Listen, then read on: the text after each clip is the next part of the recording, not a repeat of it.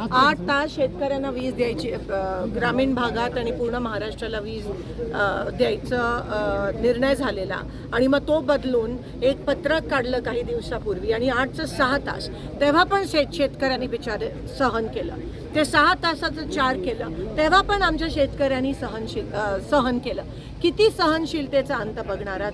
काल 2 दिवसापासून फक्त 2 तास वीज त्या शेतकऱ्यांना त्या ठिकाणी भेटत आहे. सिंगल फेज नाहीच आहे, 3 फेज पण नाही आहे. 2 तास कसे बसे तरी, आणि ते पण कधी 4 ते 6 वेळ सांगितला जातो सकाळी 8:30चा. शेतकरी जातो, वीजच नसते.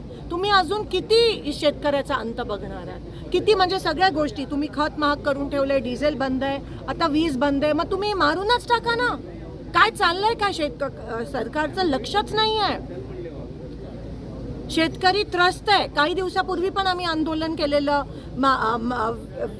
वीज आणि डिझेलचं, त्याच्याकडे पण लक्ष नाही. आज सगळेजण या ठिकाणी, मला 2 दिवस सगळेजण या ठिकाणी सांगतात, मी गावोगावी जाते की लाईटच टोटली बंद आहे.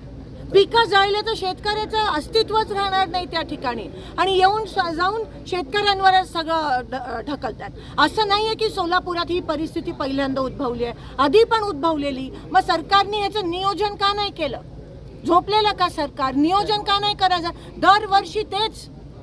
पेरणी टायमाला डिझेल पण मिळणार, पेरणी टायमाला डिझेल नाही मिळणार, मशागत कसं करणार? पेरणी करायचं हे काय चालवलंय काय? कोणासाठी हे सरकार चालू आहे? आणि एवढा वाईट परिस्थिती आहे आज ग्रामीण भागात वीज नसल्यामुळे, पण सरकार अतिशय निगरगट आहे. काही करत आहे फक्त, ह्यांना निवडणूक निवडणूक निवडणूक, ह्याच्या पलीकडे ह्यांना दुसरं काही सुचतच नाहीये सत्ताशिवाय. एवढे अहंकारी आणि निगरगट झाले.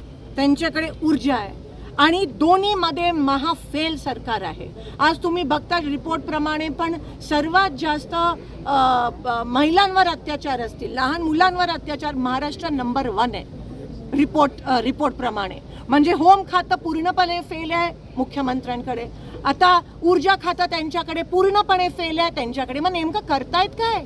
फक्त आदेश देत आहेत, ह्यांचा रद्द करा, त्यांचा रद्द करा, बिनविरोध करा. सत्ता सत्ता सत्ता, ह्याच्या पलीकडे सरकारला काही दिसत नाही.